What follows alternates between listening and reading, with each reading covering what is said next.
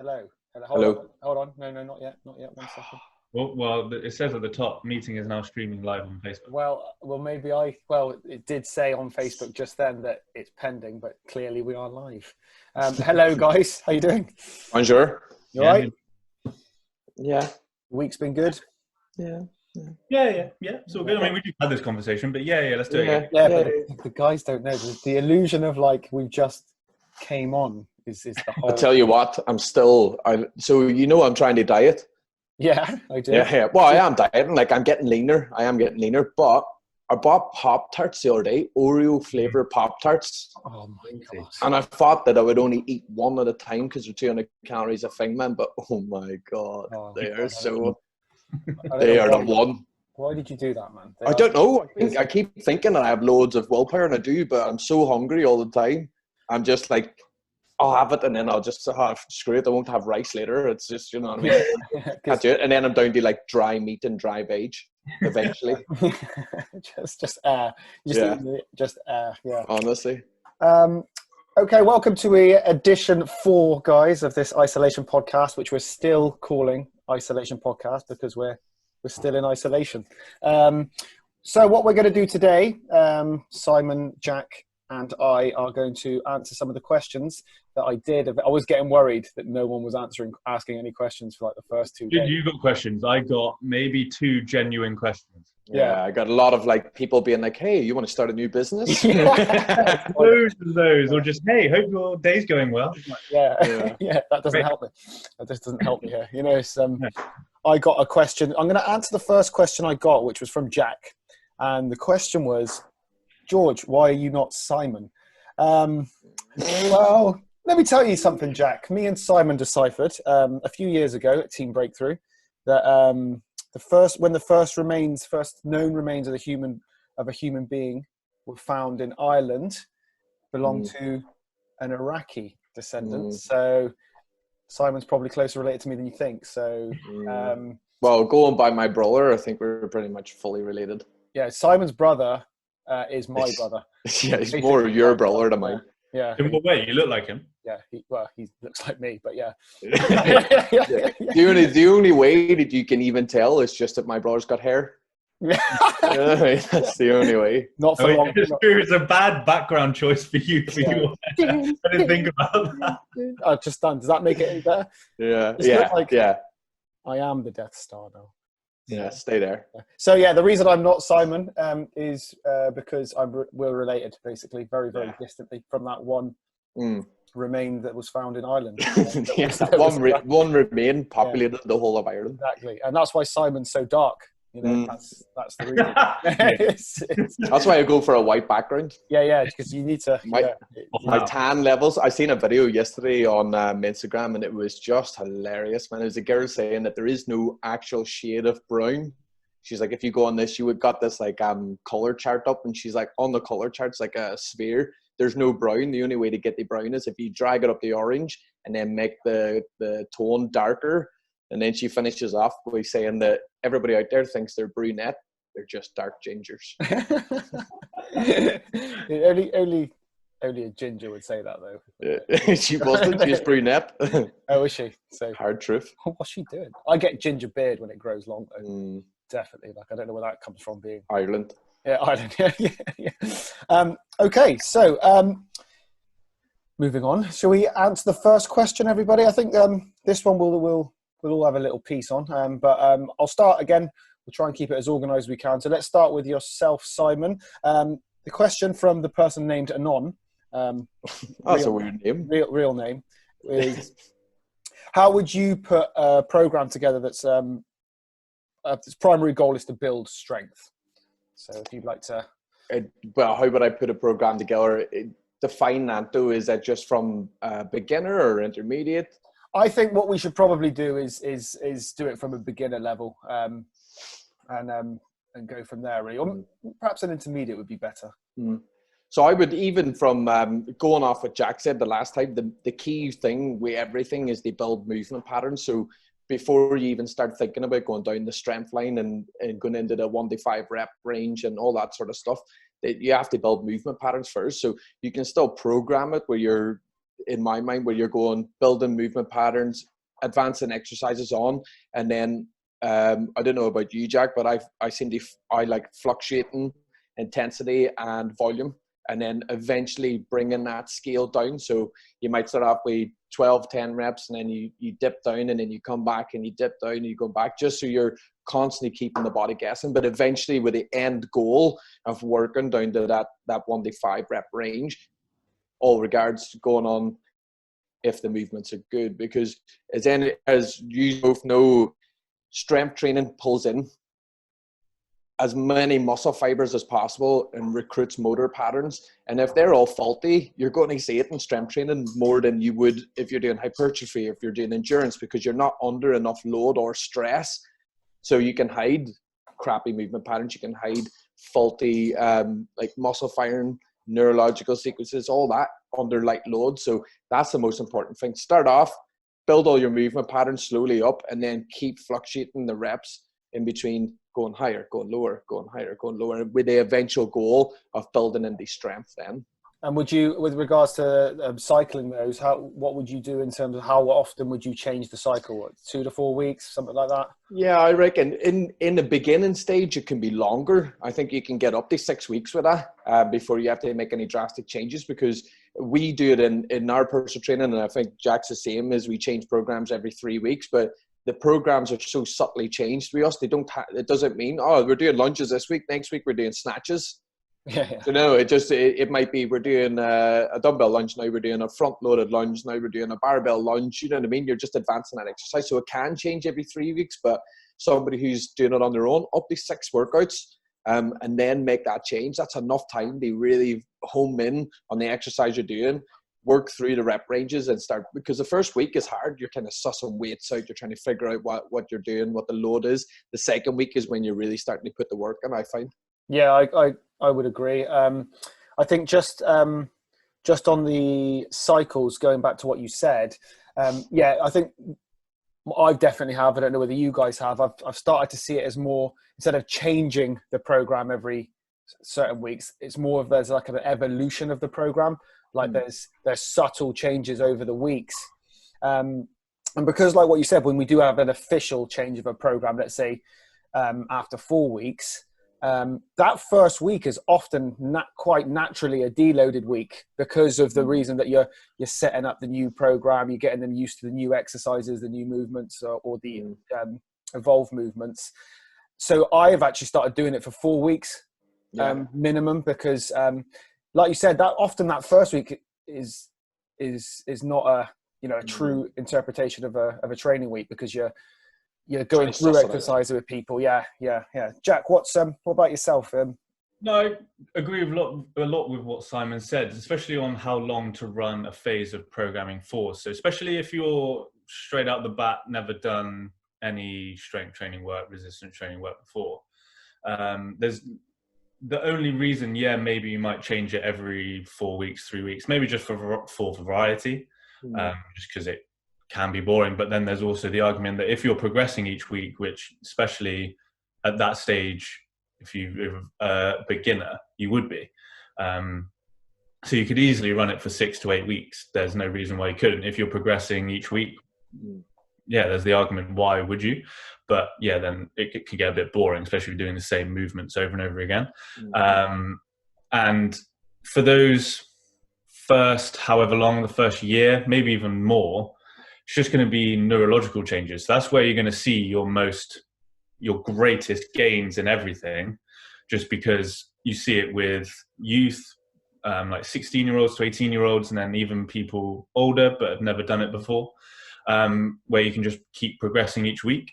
And so as like a pillar of something to tick in your program, if you're just starting, we touched on it last week, is the fundamental movement patterns. Make sure you have some sort of squat, a push, a pull, lunge, hinge, and a core brace exercise. That's one pillar. And then the second would be progressive overload. And that's one of the other huge boxes to tick that I feel most people forget about when they're just starting out.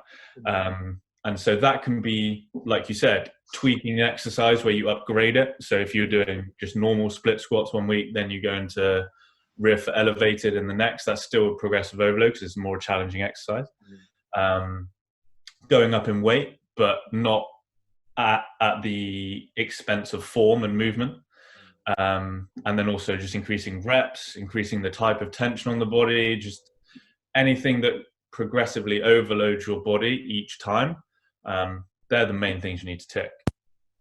Yeah, I would also agree. I have a kind of a basic structure set that I set in my mind, and I adapt it to each individual based on the assessment, basically based on what I see when I initially assess them. But the basic principle is the first 3 to 4 weeks, I'm just trying to get them used to weight training. I'm just trying to get them used. So like you said, Simon, I don't want the load to be too heavy. I want them to focus on movement, on tension.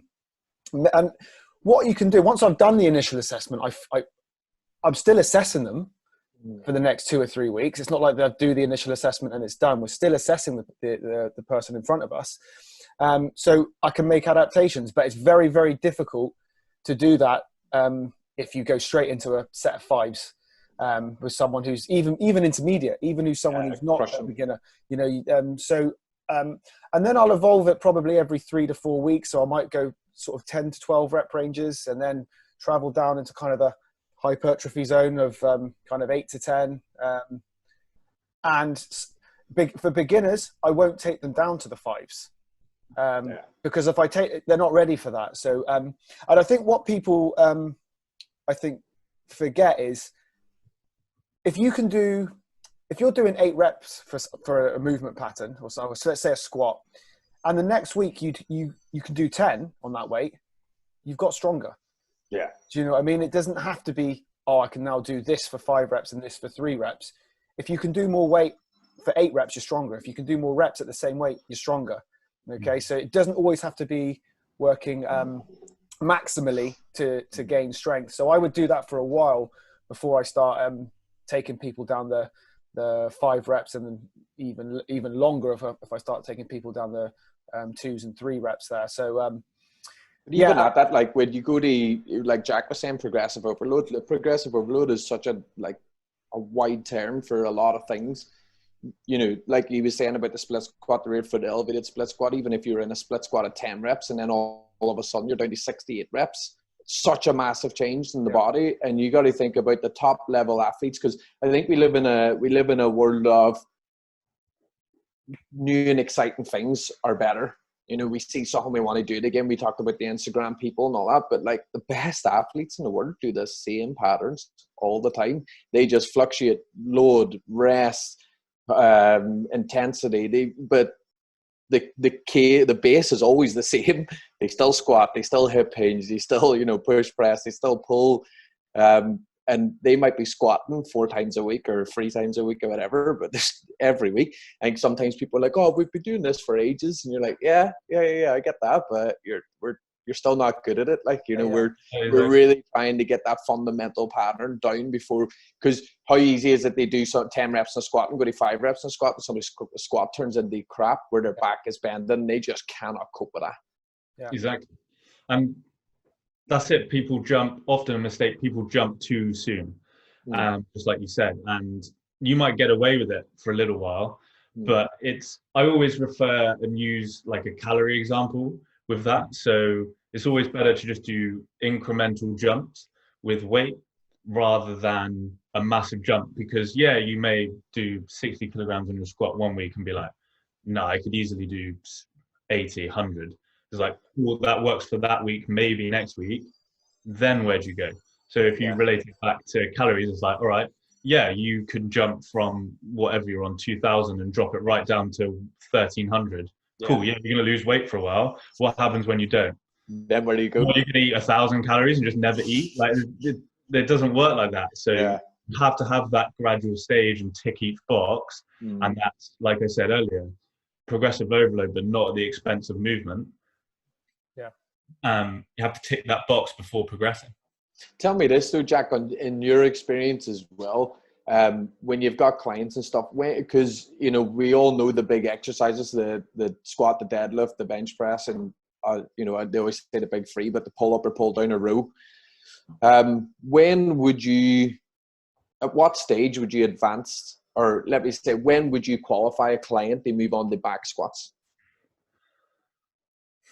To be honest, I don't back squat anyone. I only, well, actually, no, there's a lie. I back squat one person. Yeah. Because, yeah, she's a beast. She's like 5'3" and can squat over 100. Yeah. But she's unique in that, yeah, she's a beast. But pretty much everyone else, I won't back squat. Just because in terms of programming and what you get bang for your buck, it's not worth it. To be like, yeah, people can back squat. I'm not saying, oh, you should never back squat. That's not what I'm saying. But I just feel in terms of getting the most out of someone's workout and getting the most out of them, something for me, a split squat beats a back squat every single day of the week. Just because from my point of view, technically, it's a much easier position to adopt and get into. Yeah. It's way more controllable and you can load it better. And for most people having the mobility issues they have, to get to a back squat position where it's like, okay, this is something we can actually work on and progress. Most people can't just jump into a back squat. You can't just go goblet squat straight into a back squat. It's not going to work. So yeah, I very rarely do it. But to answer your question, the point where I actually would purely be, can they perform? And you could say, oh, can they split squat X so amount of weight, blah, blah, or goblet squat X amount of weight, blah, blah. But if they can perform a back squat where I'm happy for them to load with just the bar, then yeah, that's fine. But it should cause them no pain, no issues. Yeah, that's the point, where they can perform in front of me and it's absolutely fine. But most of the time I wouldn't use it. Yeah, no, I get it. I've got a few people, and it's more of a few people that have been training for a long time, and it's stuff you work up to. But just as you're going on there, mobility issues, people with upper back tightness, people with pec and lat tightness, they can't even get their hands back in that position in order to get the bar to sit right, and then from that point down, nothing else is working right because they're all out. Yeah, it's so dangerous. Yeah, exactly. So like, I'm not opposed to using something different like a safety bar. Yeah, they're pretty good. If you have someone that's like, no, I really want to back squat, I really want to get good at it, it's like, cool, I'd prefer you use this. Yeah. But yeah. Yeah, so okay. I think it goes to say, because I think like Simon mentioned about the whole Instagram world making exercises like people think that exercises like deadlifts and squats are the only way you can get strong. What we need to remember is you can get strong and not do those exercises. You can get really strong and not do those exercises. At least in their, the back squat and floor straight bar deadlift form, you can do variations of, and still get pretty strong. Do you know an Alan Collis, Jack? Alan Collis? Yeah. Do you know an Alan Collis said, Jack, please make your beard a monkey tail? I don't know. I want to make a monkey tail. He's also asked us. It's where you grow it in and around your mustache there, I think. You shave it all down so it wraps up around your face. So Alan, maybe next week we'll get Jack to do that. But he's also asked a real question about weight loss. Running doesn't suit him. It hurts his joints. He wants to lose a few pounds, and he's asked what the best routine is. Do you want to take this one, Jack? Well, I don't know you, Alan, but it's hard to say from that point of view what the best routine would be for you. But as a general overarching term of a good routine for a week, I would try and strength train in some capacity what works for you 3 times a week, and then do some sort of aerobic work twice a week the other days where you're not strength training. Because for me, everyone can benefit from getting stronger, and that would be an ideal routine. Whether you get your cardio work from, if your joints hurt from the sounds of it, I'd probably stick to something low impact like cycling or swimming. And then strength training, you'd have to see what and how you feel with your joints, because if they're hurting running, it'd be interesting to know what joint pain happens when he runs.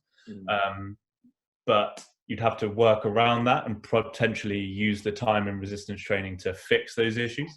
But that's the sort of ideal. If I could give a generic week, 2-3 times a week resistance training, then 2-3 times a week with some aerobic work, you're pretty much doing everything.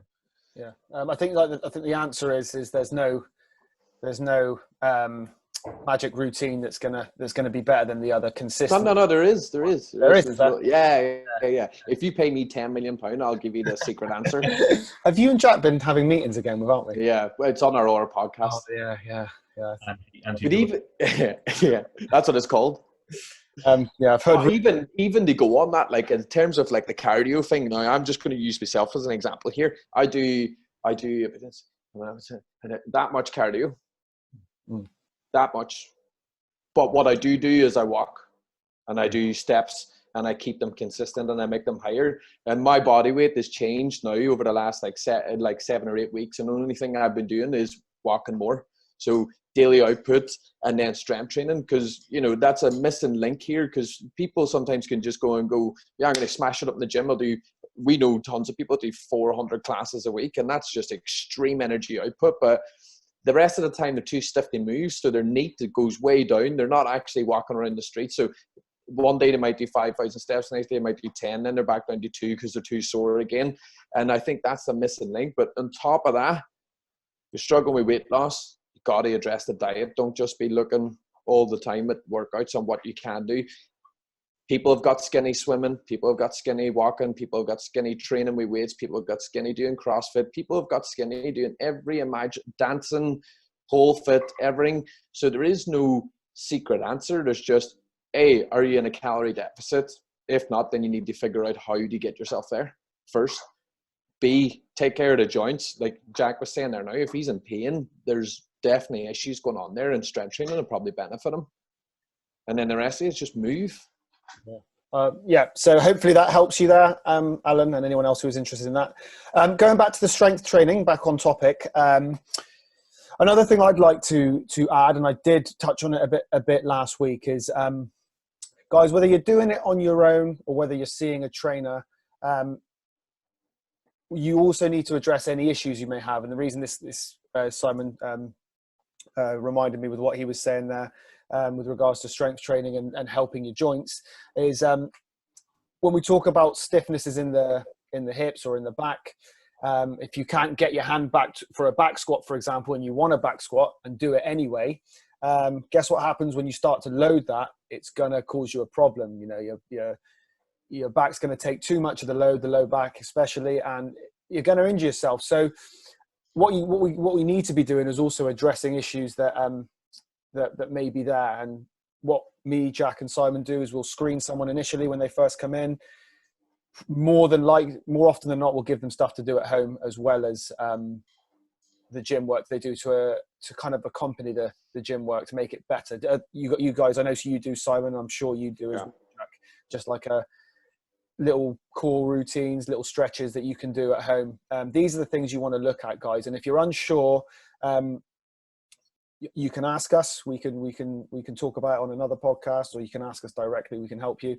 But that's what I would also recommend. You're not going to get any stronger if your joint isn't allowing you to move through its range. Okay, so if there's a stiffness there that's preventing you to move for a full range of movement, you're going to limit the amount of strength you're going to do, and you're going to gain. And then if you add too much load, you're really going to injure yourself. So let's take that point home as well, guys, as well as the program design. But hence why Jack has gone on the split squat situation. Like, I mean, split squats they give me anxiety. They're hard. Do you know what I mean? They are a hard exercise. There's no other way about it. They're really hard. But what they do is load bilaterally, working all the muscles in that one leg. And if you're keeping your technique good, eventually over time, everything will start to balance out because you're creating good movement patterns. And then if you've got each side working efficiently, and then when you come into doing the double leg, the squats and the deadlifts and all that, you should be so much stronger, just because now left and right aren't any different. Yeah, you're in a much safer place to do it, aren't you? And exactly. And if that happens, you can squat, you can move, you can train forever. Because if you injure yourself, you're not training anyway, so you won't be any stronger. So, should we move on to the next one? The next question is, for someone who hasn't got a PT, what would you recommend them for? What sort of markers would you set for them in terms of strength markers so they can monitor their progress? What sort of stuff would you be encouraging people to do on their own? Write it down. Write down what you're lifting, so then you know. That's one of the main things, because that's the easiest form of seeing progress outside of what you look like or number on a scale. Is that, 4 months ago you were lifting this, now you're lifting this. Yeah. That's the purest and simplest form of progress. So make sure you actually write it down, because one, it will help you to get the progressive overload box ticked, what we spoke about earlier. Yeah, also then you can physically see the numbers going up. And then also you can set yourself benchmarks. So I like to use general benchmarks at the beginning, and obviously this depends, is it appropriate for the person, as always, but typical benchmarks I'll use sort of like stage 1, stage 2, stage 3. So stage 1, can they goblet squat half their body weight for 20 reps easily? Can they do 5 full push-ups? Can they do 10 banded pull-ups? Can they do like simple benchmarks like that you can set yourself, but like, right, at this point, I want to get to that. I'm going to train in order to tick that box. Once I've got there, then you can progress it to another benchmark based off those. Yeah. That's the easiest way I'd probably do it. That's what I use personally with clients. And sometimes I might tell them, sometimes I might not. Depends on the client. Some people just don't care. They just want to be told what to do. Whereas some people have the interest, and it's like, right, what do I need to do to be able to do? Like, they might be doing kettlebell deadlift and seeing someone else in the gym with a trap bar, but like, what do I have to do to get that? It's like, right, well, you have to do this before I'm allowing you anywhere near that bar. Things like that. Yeah. So would you have so in terms of like a strength realm, like how much you should lift in accordance to your body weight? I know it's such an up in the air question, because it's all person dependent. It's all yeah, exactly. No, like when I was much younger, like the classic thing was like, in order to be strong enough, you have to lift 2 times your body weight.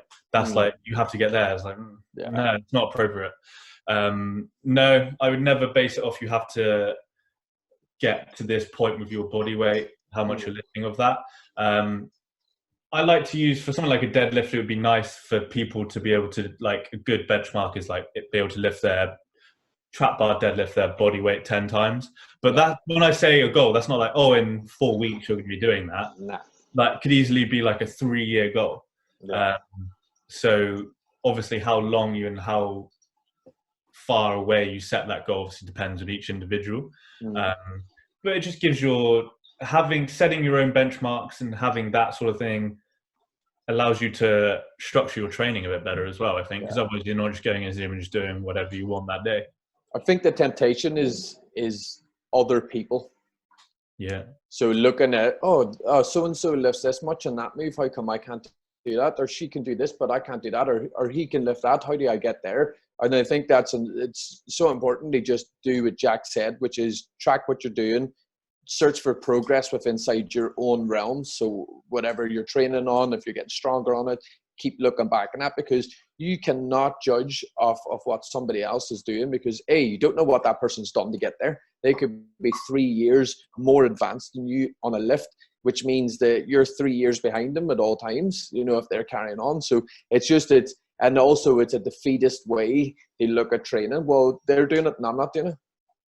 Yeah. And there's only negativity that comes from something like that. Whereas if you're recording down and thinking, right, I only had 10 kilos to my squat. All right. And then we'll see how we can get there. That's perfect. But going off of what you think other people are lifting, or you think that you should be where other people are, I find that more defeatist than anything, because it's not focusing on the right thing. I think the most important thing as well is to ask yourself why you're doing what you're doing. Because you have to delve into like 6 layers with people sometimes when you ask them like, why are you here? They're like, I want to be fitter. Yeah. Cool. What does that mean? Why? They're like, because I want to like play with my kids. Why? Because I don't want to be someone that can't play with their kids when they're 60 or whatever that is. So you have to go and go and go. And then once you have that why, like, why are you training? Why are you bothering to turn up and go to the gym and have that level? That helps massively, because it's like, right, it's motivation. Exactly. And then that helps you with what you're going to be doing in your sessions. Because if your why is, I want to be 85 but still able to go on a walk, it's like, right, then you don't need to be doing 200 snatches in a row for a record time. What, like, that doesn't equate to what your why is. So why don't just focus on what's going to get you to that point? Because there's a difference between stuff like that and just focusing on longevity and health. And I think especially these days with things like CrossFit, and even with athletes putting their stuff online, is people see that snippet and that's optimum health and fitness. No, it's not. It's, even the like fittest people on the planet, the top athletes, in some capacity have impacted their health to be able to do that. That's not like the people that do the CrossFit Games. That's not the pinnacle of health and fitness. Working out 5 times a day is going to mess you up long term. These guys are all injured as well. Yeah, that's it. And like, in terms of, if like, to fuel that amount of training, like I was listening to someone the other day, the guy like Matt Fraser, who the king of it, he eats Ben and Jerry's every night just to fuel his training. Like tubs of peanut butter and stuff. Oh, Karen isn't going to be able to do that. Sorry. It's going to go wrong. Like, so using that as an example of, that's fit and health for me, not at all. That's, if anything, you could mark it as unhealthy. There's a difference between that and then just longevity for health and fitness. Going back to your point on setting those, kind of 10 banded squats. We're not on a tangent. That's all right. That's good. That's what we're here. What would you say?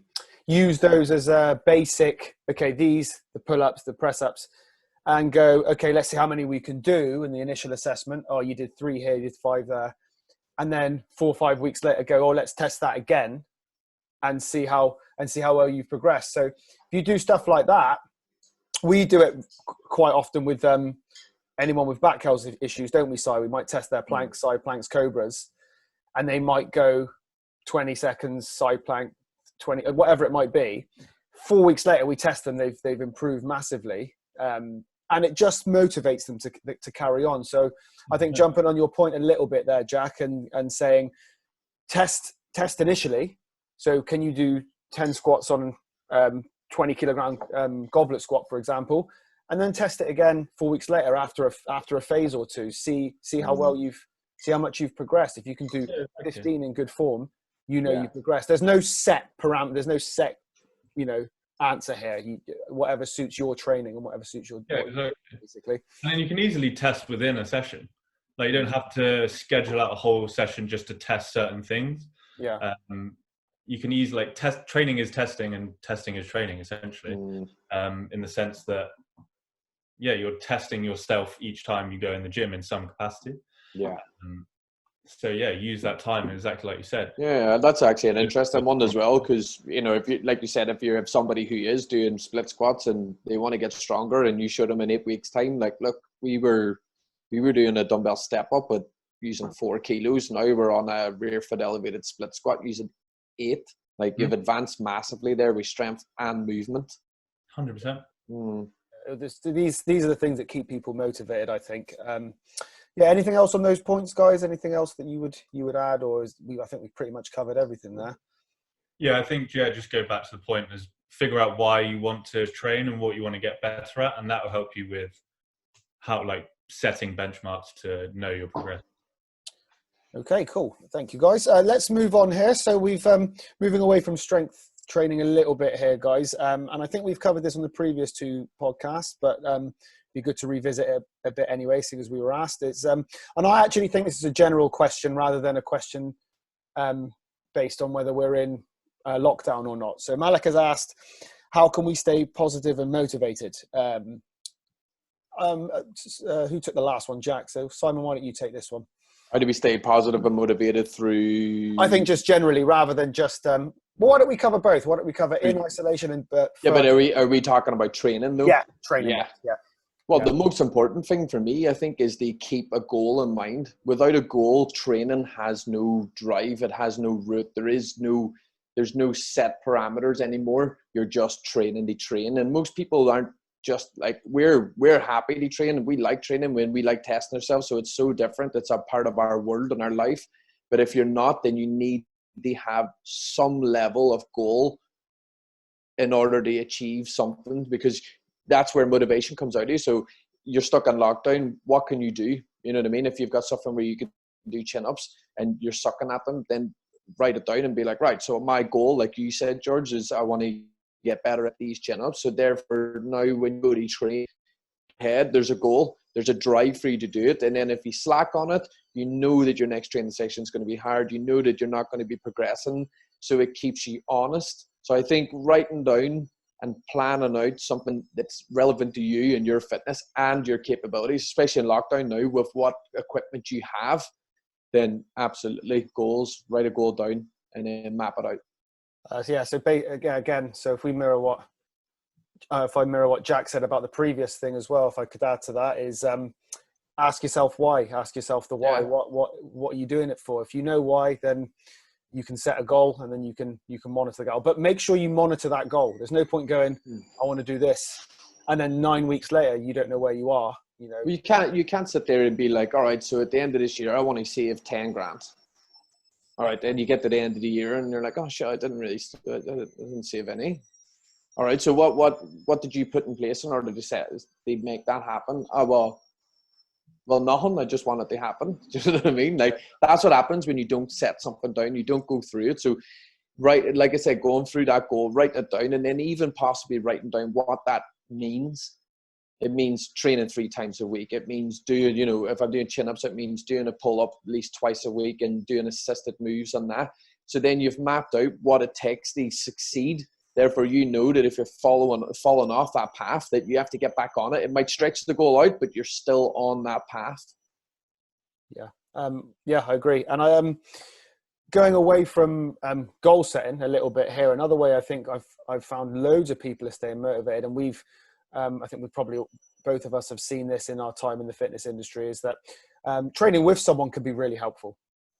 Okay, because what that does is not just, obviously you've got a social aspect, but you've also got an aspect to, you have to answer to someone. I don't mean necessarily a trainer, someone who trains you, which obviously holds you accountable, but just training with a partner, a mate, take them, go down the gym or go for a run together or whatever it might be. Going with someone means that if you don't want to go, you got to make a phone call and cancel. And sometimes accountability, right? Exactly. So it becomes, that happens much less if there's someone to answer to, whether that be a trainer who you have to go, sorry, I can't come because the wine's here, or whatever it might be. So it's try that out as well. So train with a buddy or something and make it a thing. Make it social distancing, George, man. Yeah, we're talking about non. Yeah. And actually, we've got online stuff. So Zoom has done us well. Are you a bit? Either of you concerned about the security issues with regards to Zoom?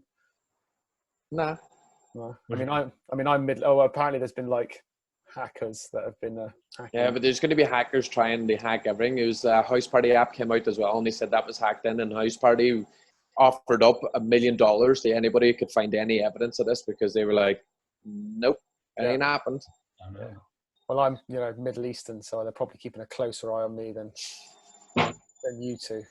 So I don't know how well that's going to go down, but yeah. Okay. I think I'd add to that is also one way to keep positive and keep motivated.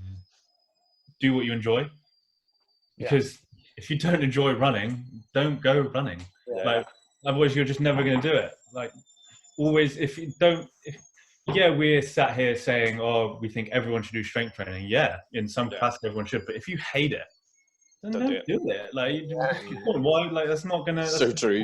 Thing. Then you're going to make it hate it even more. It's pointless. So do the stuff that you enjoy and find fun and are going to be able to do for the next 50 years. yeah, if you don't, yeah, like I say, if you don't like running, don't go running. Find something else. It sounds so simple saying something like that, but it's so true, isn't it? Like, Yeah, it's like if you think about it, most people should have longevity in mind with their training, and yeah, doing something you hate, what's the point? That's silly. Yeah, and I think going back to your point about strength training, whether you enjoy it or not, we do recommend it, like you said, for nearly everyone. But strength training doesn't always have to mean, doesn't always have to mean you go to the gym and put a load of weight on a bar. You know, resistance training, you can use body weight, push-ups. That's resistance training. Body weight squats, resistance training. Okay, you can still keep yourself strong enough to, and like Jack was saying, this is such a good point. And this is what I try and encourage all of my clients to do: is, do you want to be training for 12 weeks, or do you want to be strong for 12 weeks, or do you want to be strong for the rest of your life? Okay, and if the answer is the rest of your life, you know, you don't want to be hammering yourself at the gym. You want to be doing stuff that's, you know, just keep you going, keep you ticking over, slowly make you feel stronger. And I was meant to make this point about progressive overload as well when it came up earlier. Is like you said, people either forget about progressive overload and do the same thing, or people massively overcook the progressive overload. They go from doing something that they've already found quite hard to 2 weeks later doubling the weight and you know, so going from a goblet squat that they're struggling with to a back squat 2 weeks later, and you know, that's not progressive overload. That's just a massive amount of overload that's too much. That's it, exactly right. The point you made about, oh, do you want to be strong for 12 weeks or long term is, I think, especially these days, there's such a short term view with health and fitness. Is with the, get shredded in 6 weeks and all these things, which, yeah, fine. If you've got maybe like a wedding or something, yeah, that's fine. But then what happens beyond that? And exactly right with progressing things way too quickly. I think something that's happened, maybe as societies develop, getting quite deep now, is that as humans, we don't have patience. Yeah, like, no one has patience. If you think about it, we can get anything we want so quickly. Yeah, we want it yesterday. You order something on Amazon and you see it's been dispatched. You're like looking out the window going, oh yeah.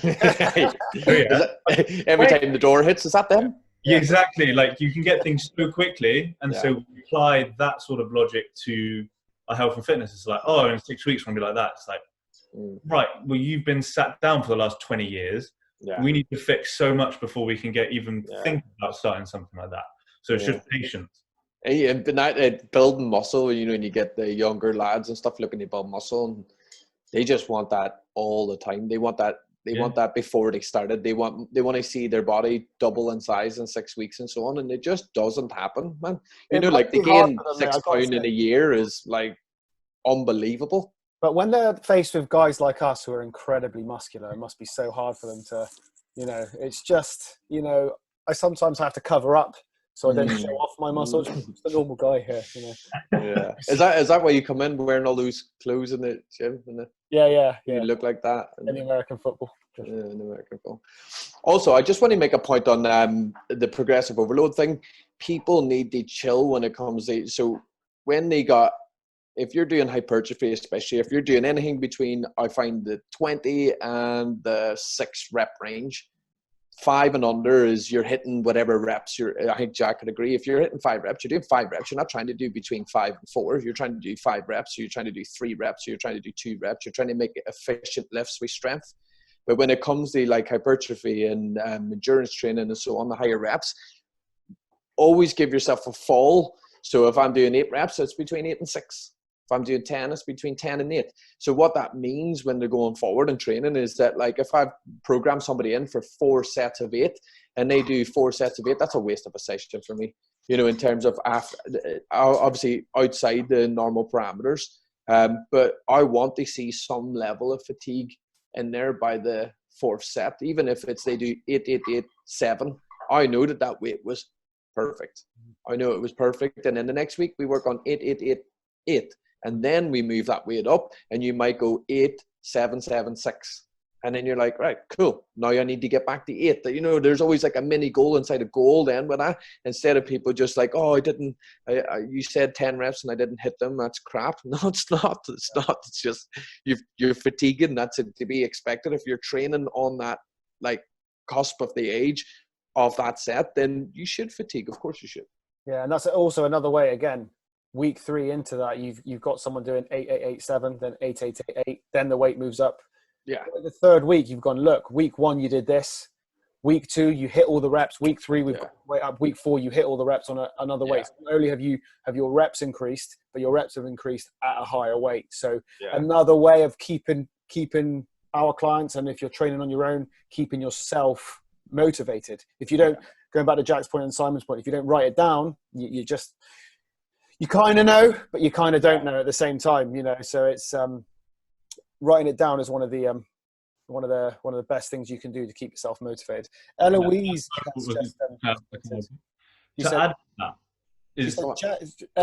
come on, Jack. Come on, Jack. One sec. Eloise has just commented. I feel like she's immediately commented, so I immediately need to address this. She said, Jack is loving the swivel chair.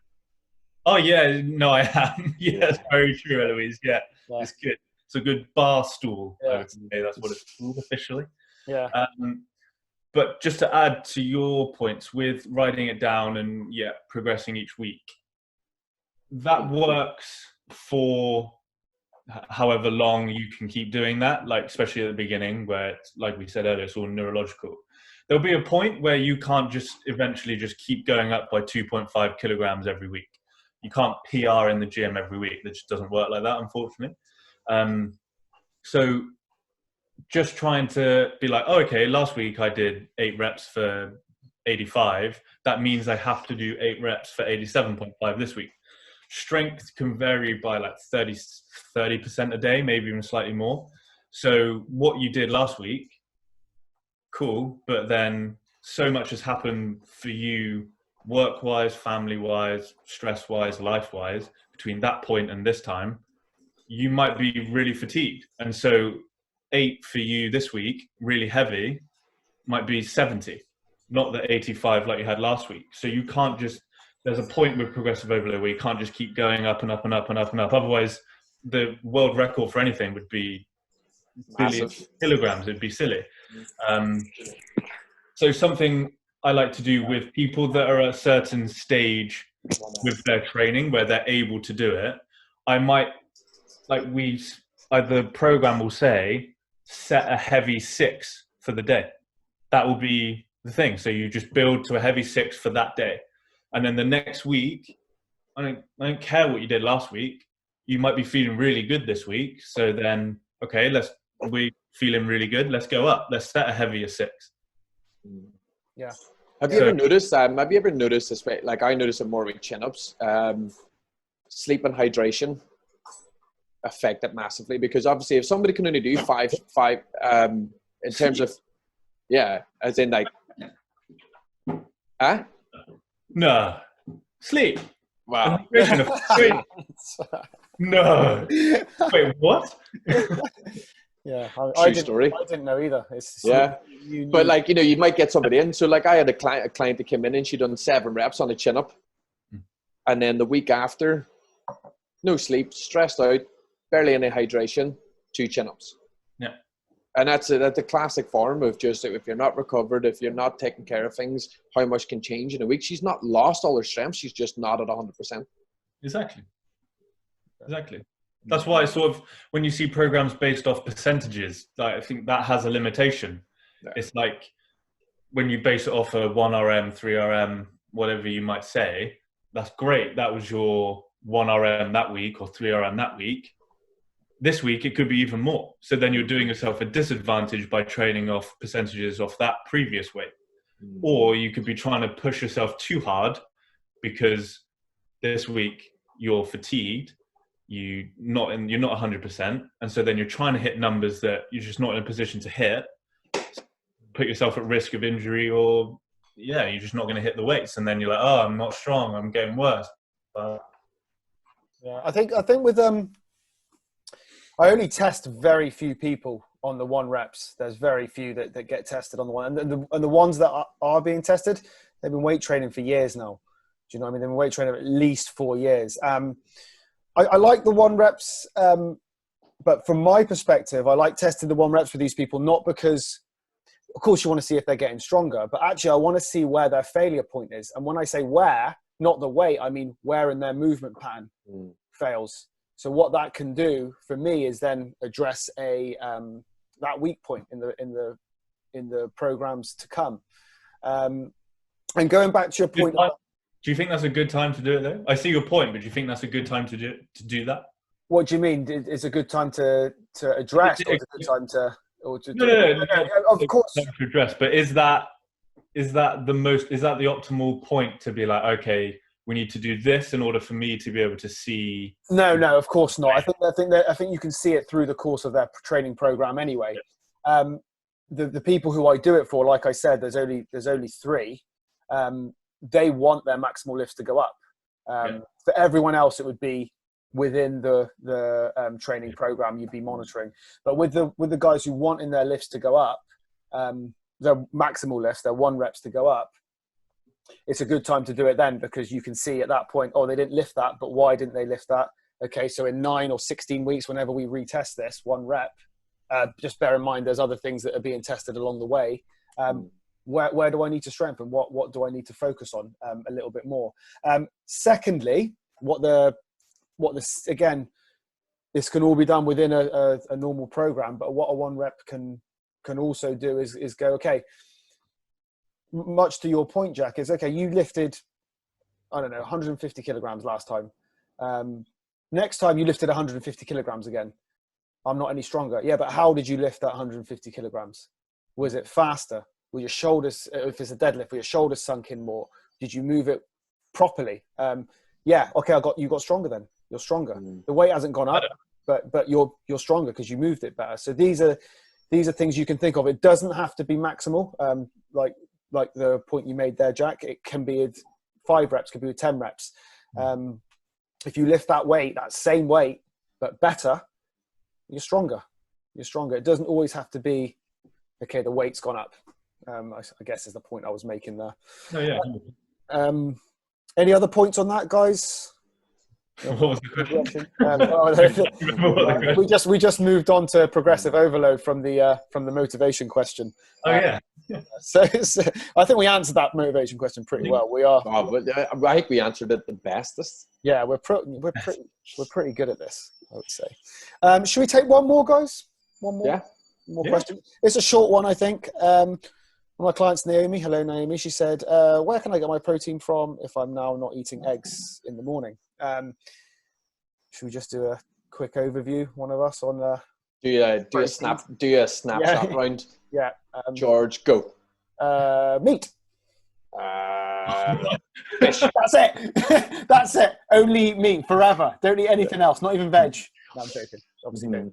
No, do you know what? Like, there's so many products right now that it's the easiest time in the world to get protein. Even if you don't like meat, it's the easiest time in the world to get protein. There is protein yogurts, there's protein infused bars, there's protein cereals, there's protein drinks, and then you have all the other key ones, which are your meat, your poultry, your fish, your eggs, and then vegetables are going in your pulses then. But there is now the most available form of protein that there ever has been. I don't know if anybody else can agree with that, but there's just protein everywhere. It's easier. It's much easier. And you know, if you want it, you can even go down the supplements range if you're struggling to get the daily intake in. Generic advice for quantity of protein per day. If we're not talking grams. Yeah. What does the amount look like to the average person who's not trying to gain tons of muscle? It's just trying to. What would you say, Jack? It would always be for me to have a look at what they're currently consuming, because for majority of people, it's probably under for what they need. But one of my questions, actually, I wrote down some questions I was going to ask you guys. I don't think we have time for that. We do. But one of the things was going to be, do you think these days, as you said, protein is everywhere now, but do you think it's overhyped in a way? There's so much emphasis on like protein. Of course, man. Yeah. I do think it's overhyped. I do think it's overhyped, but I also think it's still undervalued. I was going to say, because when you if you read, I remember reading magazines ages ago, and the number of what you need has gone up and up and up and up. So now you need like 2.8 grams of. Yeah. I think recently I read a study with ISSN there, and I watched the thing with Phil Lerney and one of the researchers there, and he noticed he put people on 3 grams per day, and they'd done everything they could, 3 grams per pound or per kilo of body weight, which is masses, but they all got leaner. The calories were all pretty much the same, but they all got leaner, so thermic effect of feeding and so on was good, but protein is just so underutilized, and I've never had a food diary in my life where I thought, Jesus, this person's eating far too much protein, Yeah. I think where that comes from, Jack, if I can have an answer to that, is I think the bodybuilding world hasn't helped there, right? It's gone, you need to gain, because they're trying to gain as much muscle as they possibly can gain in however long. So they're packing the protein in, and then the advice gets brought out to everyone who weight trains, even if they're not a bodybuilder, that they have to mirror what this bodybuilder is doing. And actually, what I try and get people to do is just try and eat some form of protein, roughly 30 grams with each one of their meals in a day. So they get between 90 and 110 grams. I know that. They might not know that. I get them to do 3 of those with some snacks that are more on the high protein side than anything else. And actually, if you look at the grammage, it's not actually that much compared to the advice that's out there now. If someone's trying to gain as much muscle as they possibly can, then I move it on towards the higher parameters. But actually, most people who are just wanting to stay as healthy as they can, I just try and say, look, with each meal, something with each meal. Protein. And your stack, make sure the snack's also got some protein in it as well. We also, of course, emphasize how important fruits and vegetables are and everything else. But yeah, that's I find it, especially when it comes for us, they put somebody in a deficit and then get them to lose weight and sustain muscle mass. You need to have protein available in order to keep the muscle mass that you have. But not only do you have to have protein available for that, you have to have protein available for the rest of your body's functions. Digest food, produce hormones, protect your immune system, make new tissue. It just does so much more than just build muscle. I mean, there's immunoproteins out there. When you break food down, there's proteins that come along and deliver that to a certain place. And if you don't have especially if you're training and you don't have enough protein, your body will take that protein from your muscle tissue. That's the easiest available way to get it. It will take amino acids, break them down, or break the protein down into amino acids and use them for wherever it is. So it's so important to get that amount. And in terms of like how much, people have no idea. People have no idea. I hear how many times is it, oh yeah, I've had 2 eggs for breakfast. Congratulations, you've had 12 grams of protein. Now you need another 88 just to hit your allowance for like a functioning person who is moving and in the place, you know what I mean? So I think from your question, the person's looking like, what does that look like? 3 eggs for women, I would say, for breakfast. I know it sounds a lot, but 3 eggs. And then a piece of fish about the size of your palm for a woman, and a piece of meat or so on. Again, and later even. That should do about 100 grams of protein a day, I would imagine. Yeah, and if you have just a little more with a snack, for example, that's covering whether you do a workout. Yeah. So that kind of covers that. That's why I give people like an extra snack to give them like a window of, I've done a bit more work today, so I've accounted for that. The guys who are vegetarians and vegans, you can get the protein in. Supplements help. You just got to do a little bit more work and research on what it is, guys. And unfortunately, that is the case. They're not. Most of them aren't complete proteins, and the ones that are, there's a couple of the amino acids that just aren't absorbable for them, and I can't remember the exact ones in my head, but so you just got to work a little bit harder to get that full amino acid profiling in there if you are a veggie or vegan. But you can do it, absolutely can do it. So I don't feel like bodybuilders out there. So there's some extremely muscular people who are vegan as well. It's all can be done. Would any of you two ever recommend supplements, like protein supplements, to your clients, or have you ever? Yes, and only when that individual's lifestyle means that they just can't get enough. Hey, Georgie, hi. She doesn't care. Yeah, she didn't. Everyone hates me. It's fine. But only if I would. My recommendation would be to try and eat it if they can. However, some people's lifestyles mean that they find it incredibly difficult to do that. So, I'm talking about the people who usually get up really early and don't like having breakfast. So I would recommend a supplement once a day to that person purely because of that reason. Otherwise, not really. What about you, Jack? I mean, it's never something I would bring up with a client. I normally wait for it to come to me, if that makes sense. And if they ask about it, then I'll be like, okay, here's what I think, and this is how we can make it work for you. And I would do exactly the same, in that I would use or recommend it in a way that supplements your food. That's why they're called supplements. They're supposed to supplement what you're already doing. They're not a replacement. And so I would normally just give, okay, these are ones that I know are good, because as you know, there's so much rubbish out there. You don't want to be using these, stick to these.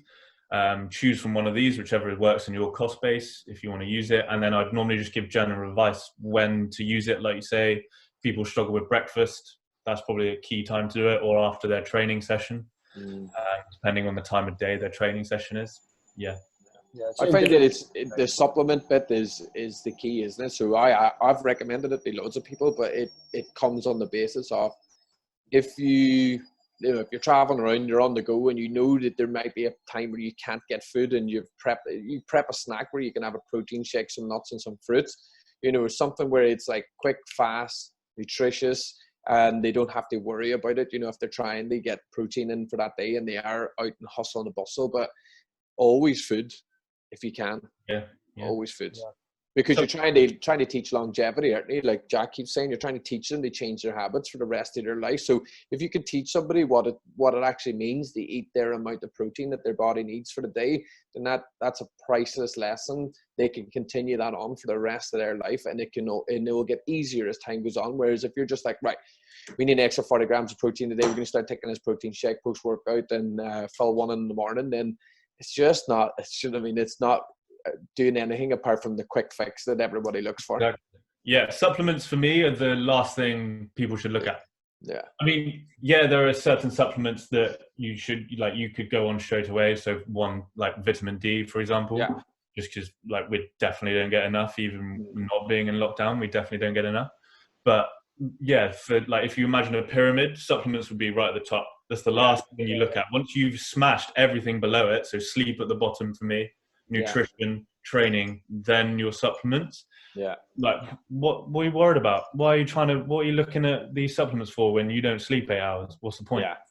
It's that before you start looking at subscribing to whatever supplement you want to subscribe to. Cool. And you said you got some questions for us, Jack? My question was going to be, before mentioning, I've got two questions.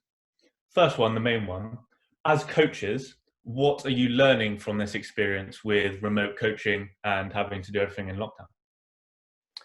Shall I take that first, Simon? I think that one of the main things I'm learning is not to is to think a bit more laterally with regards to program design. I think I might have mentioned this a couple of podcasts back where I was saying that it became so easy to do the same things with people. The rep ranges might have changed because I had so much available equipment. You just do the same thing with them. And what the danger with that is now I'm finding in hindsight is maybe I wasn't going through all the planes of movement when I was training people. Do you know what I mean? Often I was probably just doing the one plane. So this has forced me to do things that are different, and it's taught me to make sure that I do that when I go back to personal training on the outside world, because I think people are really benefiting from it. There's I think people are getting they're still feeling stronger. People are talking. It goes back to the point we were making earlier about how you don't necessarily need classic resistance stuff to make someone stronger. People are getting stronger, and dare I say it, maybe feeling the effects a bit more than usual. Maybe that's just because it's different, or maybe that's because Mm. I've been programming differently and focusing on their movements so intently. I'm not sure. So I would say a program design for me, Jack, from a coaching perspective, is something that I will forever, I hope, adapt since this. Mm. I reckon communication for me, just in terms of how important it is. Like now that everybody's in lockdown, everybody's at home, the mind can wander, goals can slip, people can just go off the rails. And I think communication just has such a high impact there. Even just getting on top of clients and just asking them, how's it going? How's your day? How did yesterday go? How did your weekend go? And I know it sounds so simple, but when you train somebody every week, you don't always ask them the questions unless you're in the session. But the communication outside is, the weekend is a long time for somebody to just lose it. So just having that message in the morning, like, how's it going? Do you remember what your focus is over the weekend? And it just puts that thought in their mind, right, we are training for a goal. I am staying on top of it. And I just find that to be so important. And obviously we got the time to do it now. And I think when we go back in the real world of training people, it's something that I want to make sure that I stay on top of. Nice. What about you, Jackie boy? So for me, from a coaching perspective, and I think, which is something that I've spoken to other coaches about, and which I'd probably recommend to all coaches, is now's the time to really practice. Because I thought, when you say communication, I thought you were going to say something slightly different. I completely agree with you. But I always think about it, communication from a coaching in a session point of view. Yeah. Because now, going through it, sometimes like, that coaching cue is a load of dog shit, because they have no idea what I'm on about. Now you can't be like, put your arm here. You have to be like, no, I want you to be. So what we say, and as coaches, the words we use and how we say things now is the only thing we can do. So like experimenting different coaching cues and working out, okay, if I say this to this person, they haven't, like, if I use this analogy with this person, they have no idea what I'm on about. But if I use it with this person, they completely understand what I mean. So that aspect of it, and being able to say, okay, I'll remember that one, because if that worked where I'm half an hour across the city but doing it through a laptop, if this works here, it's going to work when I'm next to them. So that's so good. Point of view, unbelievable. I think it's a massive opportunity to really, because that's, I think, especially in personal training, you see it all the time in like public gyms, and like the actual level of coaching, terrible. It's so, like, they're more cheerleaders than anything else. Whereas now is a real perfect opportunity for you to nail down actually being able to coach someone. I think that's absolutely bang on. And like, I don't know about you guys, but I find one of the hardest exercises they teach an RDL. Oh man. Oh yeah. RDL, using the language for that to try and get somebody in that position now is even more important, like you're saying, because you're like, chest up, soft knees, push your bum back, but like you say, and you're just trying to fine tune it, and it does, like you say, I didn't even think of that. It does, because there's times now where I'm like, let them do the set, and then after then I'll go through, right, how did that feel? What did we think about that exercise? Here's what I seen, and it gives you, especially like you said on here, when they're doing the set, you're watching them still close, and you're like, right, how can I make that better without just going, here, grab this, do that. Good I feel like us guys are pretty attentive coaches anyway. But do you guys think that you've been more attentive since doing the online coaching, or are you just communicating it more? Because in a sense of in the session, because like we said, I agree with you totally. I have been talking more, I've been cueing more, I probably talk more, but I think it's just because I'm conscious of silence. Video call, it just feels weird to just be like, are they paying attention? A little bit weird, so I feel like I say more, which is not necessarily a good thing always, because just saying stuff is just fluff sometimes. Saying stuff to say nothing. So there's that balancing act, but I probably say more stuff. Sometimes it's bad, but then just don't know, it feels like it flows the session a bit. I can't be as much of an ass when I'm not there to train people. That's the problem I have. What, just because it doesn't? I'm more serious when I'm online PTing, which is a good thing. Like, but like, I like annoying people a lot. Yeah, I mean, Sorry, Yeah. you will again, sir. Yeah, I know it's coming. Yeah. Question two, Jack. What's the other question? Oh yeah, it's just what you currently reading. Ooh.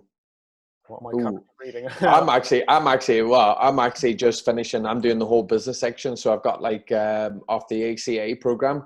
So I finished the nutrition, I finished the coaching side of it, and now I've got probably 7, I think, left of chapters, and I'm done on that course. So at the minute, it's all business.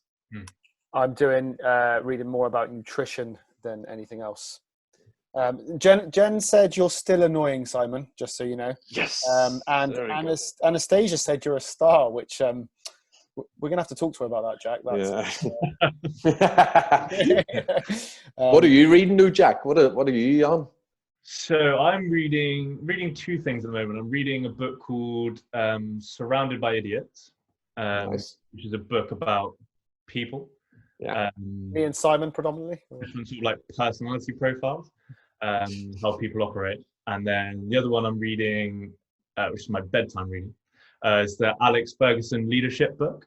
Nice. So I'm just finding now I'm managing people that I'm reading less about training. Like, yeah, I'm still doing it, but the sort of ratio of this, like how to manage people, has gone way up. But that helps coaching anyway, because I'd rather employ someone who gets along with someone really well and can convey a message and is really approachable and a people person over someone that's got a PhD in sports science but is like talking to a piece of cardboard. A pretty huge what? A PhD. All right. Okay. Yeah. Sorry. It's not that sort of podcast. I thought you meant like, what are you reading? Like just training wise? Books. I'm also reading. What are you reading? I'm also reading like a book on all the plays in American football and how how they're all structured and how they can vary. Yeah, man, there's loads. Well, yeah, that's what I mean. How is there a book about all of them? Aren't they? I think what they do is they've got the generic plays, right, and then they go, this could do this, but this could also be a fake, and this runner could be a carrier. You could also be a blocker, and it's just like so. Yeah. So basically, anything could happen based on. But the draft tomorrow, Jack. Next Thursday. Staying up? No. Why? Sleep's really important to me. I practice what I preach. We can't up for that one. Yeah. I mean, we didn't plan this. It was organic. It was organic. Good work. Organic. I think that's us, isn't it, gents? Yeah. I'm gonna have to go.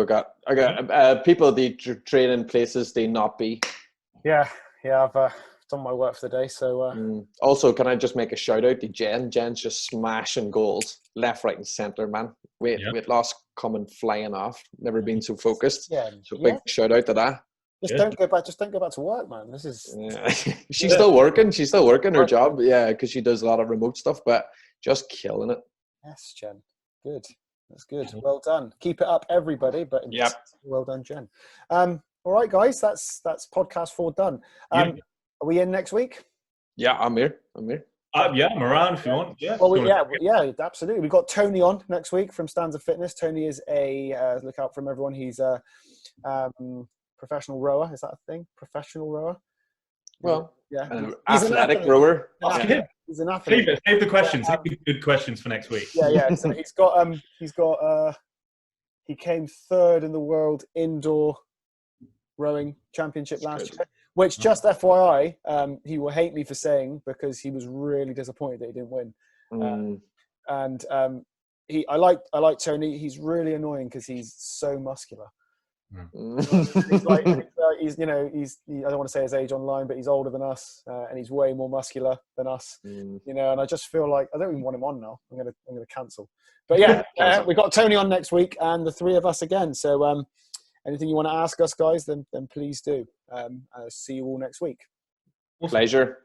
See you later, guys. Take it all easy. There'll be a different background next week as well. All right, guys. See you later. One that blends in with your hairline. That's never going to happen. But this bit is growing, and it will be all the bite. It will be like long and back. And Be like that at the front. Yeah, with like a The meeting. Yeah. All right, yo, I'll see you all later. Thank you very much, guys. See you later. Bye bye.